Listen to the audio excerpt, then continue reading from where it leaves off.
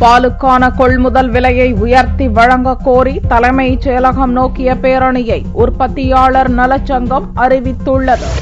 தமிழ்நாடு பால் உற்பத்தியாளர்கள் நலச்சங்கத்தின் மாநில செயற்குழு கூட்டம் சேலத்தில் சனிக்கிழமையன்று நடந்தது. கூட்டத்திற்கு பின்னர் செய்தியாளர்களை சந்தித்த மாநில தலைவர் செங்கோட்டுவேல், பசும்பால் 1 லிட்டருக்கு 7 ரூபாயும், எருமைப்பால் 1 லிட்டருக்கு 9 ரூபாயும் உயர்த்தி வழங்க வேண்டும் என்று வலியுறுத்தினார். இதற்காக வரும் 29ஆம் தேதி சென்னை தலைமைச் செயலகம் நோக்கி பேரணி மற்றும் ஆர்ப்பாட்டம் நடத்தப்போவதாக கூறினார். பால் உற்பத்தியாளர் நலச்சங்கத்தின் மாநில செயற்குழு கூட்டம் நடைபெற்றது. இந்த கூட்டத்திலே பால் கொள்முதல் விலை பசும்பாலை லிட்டருக்கு 23 30ஆகவும், எருமைப்பாலுக்கு லிட்டருக்கு 31 40ஆகவும் உயர்த்தி கொடுக்க வேண்டும் என்று அரசை கேட்டுக் கொள்ளலாம் என தீர்மானிக்கப்பட்டது.